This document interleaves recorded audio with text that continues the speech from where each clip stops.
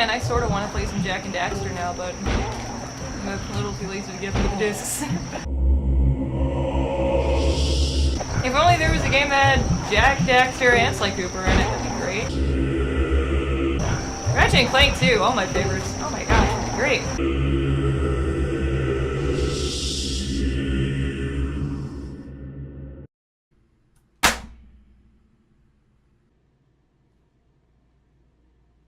Hey yo, I wish the world wasn't so fucked! PlayStation Move Heroes is a game that has the holy trinity of PlayStation mascot, action-adventure game characters in it. Sly and Bentley. Sorry, Murray, I'm afraid you're gonna have to warm the bench for this one. Jak and Daxter, and Ratchet and Clank. This game was a fantasy of mine as a child. What could be better than all my favorite video game characters on one disc? The concept of this game is about as amazing to me as Tool dropping a new album the same day as Half-Life 3 coming out. Hey Wolfgang, do we still make Half-Life 3 jokes? Is that still a thing? Ah, okay. Marvelous. Well, let's see if this holds up to any hopes I have left. So right off the bat, it's different from previous games because it's a PlayStation Move game. Instead of staying perfectly comfortable on your couch, pickpocketing gangsters, shooting aliens, or stealing hover vehicles, you're standing up doing boring, perfectly legal things such as bowling and frisbee throwing. You do get to smack enemies around, thankfully, but you rarely get to do that with the character's actual weapon.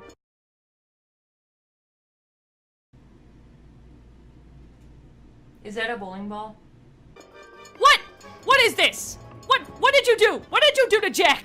You gave him a bowling ball. How could you do this? He has eco powers. He has guns. He has an orange ferret to beat people with, and you gave him a bowling ball. Oh, yeah, because them precursors love to take a break from all their divine duties to go down to the bowling alley and try to get a strike between eating nachos. I need to take a walk. To be fair, everyone gets their unhappy turn at bowling, but when I first encountered it, it was with Jak, so that's how I'm calling it. Sly is rarely played with his cane and never gets a chance to be sneaky in the entire game. The only characters that feel accurate whatsoever are the very few times Ratchet gets to attack with his wrench and kill robots. Most of the time when Clank is just running around shooting more robots with a gun, and when Bentley is shooting more robots with his bombs or a shotgun. I wouldn't peg Bentley as a boomstick-toting sumbitch, but I'll allow it because it's quite funny. A lot of the time you attack enemies with this color-matching whip. In what game do I get a whip with any of these characters? I didn't play a single mission as Daxter where he wasn't throwing this frisbee of death. Look at all the fun of actual frisbee throwing, including getting it stuck on the fucking roof.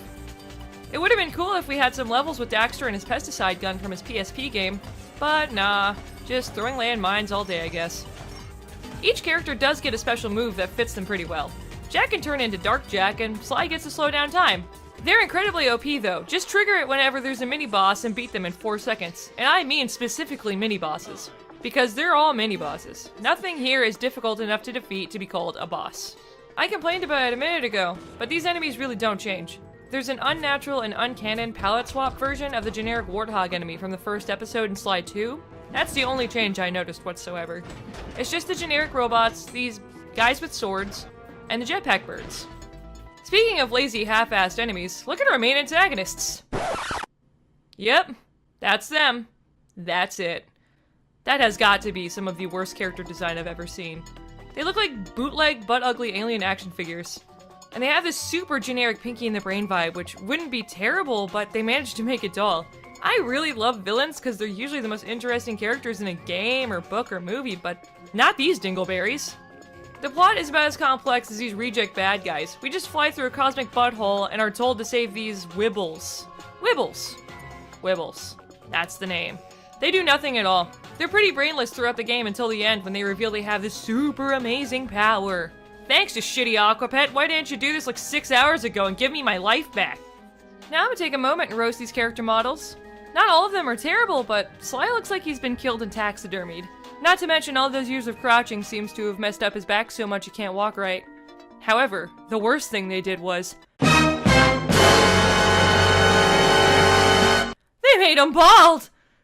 Well, I mean, he still has fur, but he's clearly shown with hair in Sly 2, so this makes me really uncomfortable to look at. And it would appear that Ratchet's teeth didn't make it through the portal.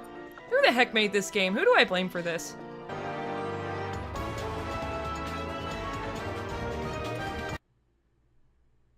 Well, isn't that a fitting name? It's all just the same thing over and over again. You know how old people go on cruises and play shuffleboard? That's what this game feels like. Boring, trapped, and waiting for the sweet release of death.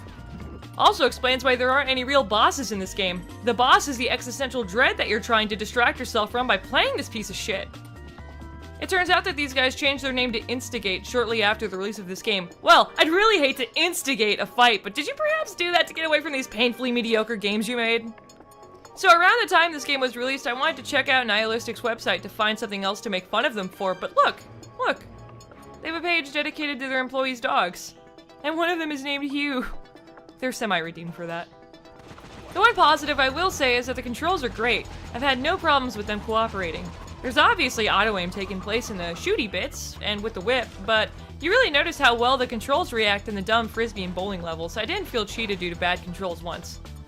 However, just because these controls don't suck ass doesn't mean they weren't designed to be shoved up one. What can I say? Sony does a good job at dick riding Nintendo sometimes. Alright, let's get back to the game. Thankfully, it's not very long.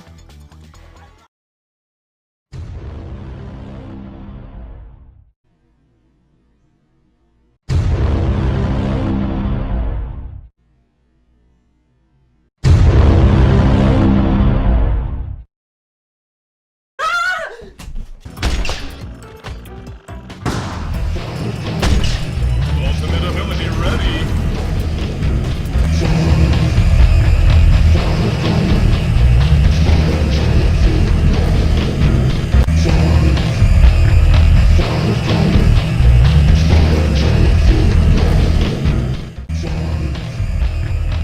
How did you guys get my sandwich?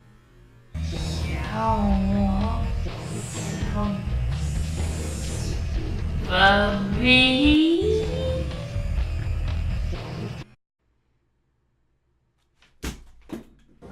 You know, Subway fast food really is a great metaphor for this game. It pretends to be totally healthy, everything is the same mass-produced crap, and the characters are parading around as something they're not. And actually, I see why they named it PlayStation Move Heroes. It's not referring to the characters, it's what Subway told Sony. Hey, PlayStation! Move, aka sell, our heroes! The sandwich kind. Well, I've come this far, so let's see the end. I mean, my heart's beating, my hands are shaking, but I'm still shooting, I'm still getting the headshots, it's like boom, headshot! Oh, look, it was more of the same. So, in the end, Gleeble and Lunk get away.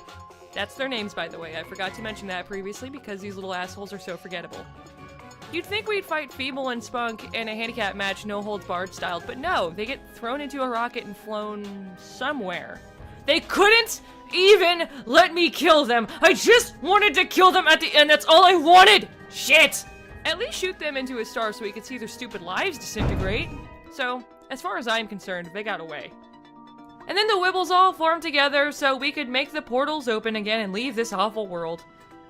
The only part that made me smile the entire game was that when you see Clank and Bentley communicating after they get back to their worlds. That warmed my heart. And Daxter was having none of their nerd bullshit, I see. So that's the game. It took my childhood dreams and sold them out for jazzercise equipment and fast food, and for that I freaking hate it. I'm gonna throw this game back into the cosmic rectum it fell from.